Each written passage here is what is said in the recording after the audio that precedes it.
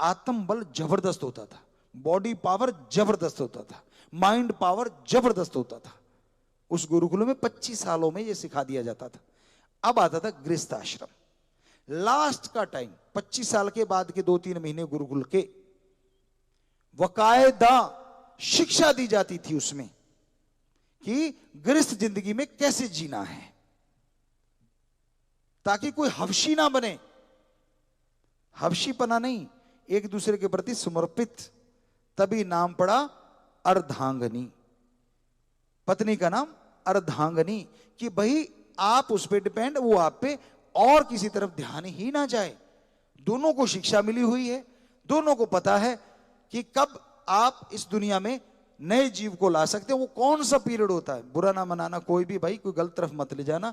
हम वेदों की पवित्र धर्मों की चर्चा कर रहे हैं यहां पे, किसी साइंस की नहीं। तो वो ट्रेनिंग दी जाती थी जो आज किसी स्कूल कॉलेज में आपको नहीं मिलेगी। वो गुरुकुल में ट्रेनिंग होती थी, सिर्फ लड़के होते थे, या फिर जिस तरफ होती थी वहां लड़कियां होती थी, उनको वो ट्रेनिंग देती थी बेटियां, और बेटियों को माता बहनें, और इधर जो गुरुकुल में गुरु होता था वो उनको, और गुरु माता बेटियों को। तो अलग अलग शिक्षा वो दे दी जाती थी। शादी कहीं भी हुई, अब उस बारे में भी नॉलेज आ गया, ना रिसर्च करने की जरूरत, ना कुछ देखने की जरूरत। वहीं से 2-3 महीने जो होते थे लास्ट के, फुल ट्रेंड। और ये भी पता कि वफादारी क्या चीज होती है, कितने रोग फैलते हैं अगर आप नहीं ये एक के साथ बंधोगे, तो क्या क्या रोग आ सकते हैं, जो कि आए हैं और आ रहे हैं और आएंगे। क्योंकि हम संस्कृति के धज्जियां उड़ा रहे हैं, हम उस तरफ ध्यान नहीं देते। तो एक के प्रति समर्पित कई पक्षी हैं। हम बेंगलुरु में, शायद मैसूर में गए थे, वहां बर्ड सेंचुरी थी। तो वहां किसी, उन्होंने गाइड ने बताया, गुरुजी ये वो पक्षी हैं ताउम्र एक दूसरे के साथ रहते हैं। उनमें से एक चला गया तो फिर दूसरे के साथ वो कभी भी अपना शेयर नहीं करते कुछ भी, वो अकेला ही रहेगा और लास्ट तक चला जाता है।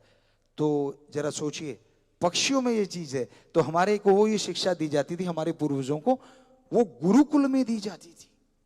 क्या कोई स्कूल कॉलेज है, कोई हमें बताएगा सज्जन यहां बैठे हैं पूरे वर्ल्ड में, जिसमें ये पढ़ाने के बाद आप बीए एमए कर गए या मास्टर की डिग्री हासिल कर ली, क्या आपको ऐसी कोई ट्रेनिंग दी जाती है? विदेशों में भी जो सज्जन बैठे, हमारे बेटे बेटियां या जो भी जुड़े हैं, क्या है कोई ऐसे आपके देशों में? हमारे तो इधर नहीं हाथ मार रहे हैं बच्चे, जो कि हम इसके दाता हैं, हम इसके ज्ञाता, हमारे धर्मों में ये लिखा हुआ भरा पड़ा है।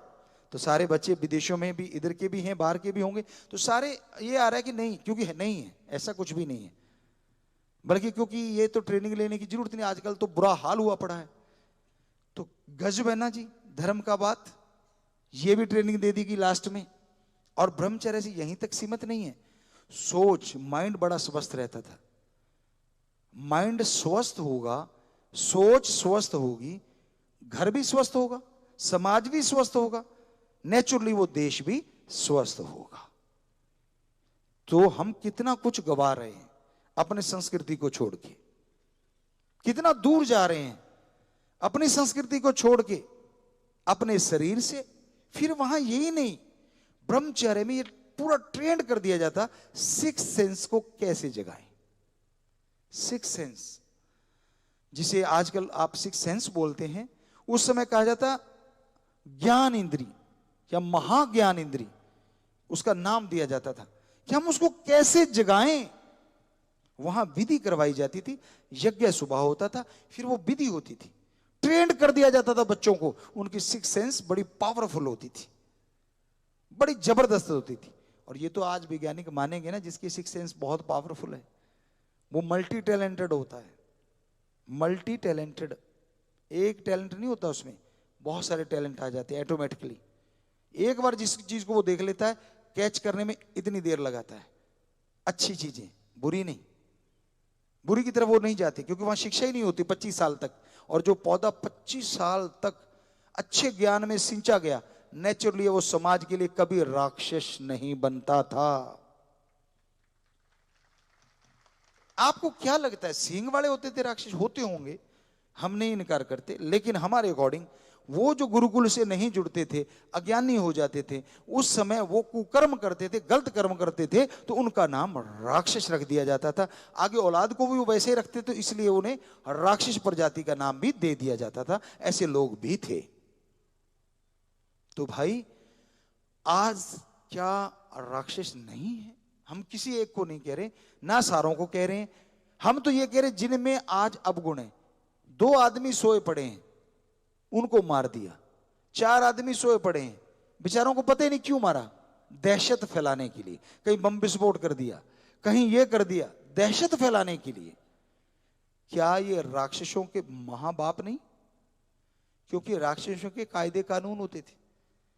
जो हम वहीं पवित्र वेदों की चर्चा कर रहे हैं, पुरातन समय की। उसमें पवित्र रामायण भी आ जाती है, पवित्र महाभारत भी आ जाती है, और फिर आगे आए तो हमारे सारे धर्मों के पवित्र ग्रंथ भी आ जाते हैं। तो उनमें यह साफ लिखा हुआ है कि जो राक्षस होते थे उनकी सीमा रेखा होती थी, एक एरिया होता था कि वो लोग वहीं तक सीमित होते थे कि वहीं रहेंगे। वो उस एरिया में सभ्य आदमी नहीं जाएगा और वो सभ्य समाज में नहीं आएंगे।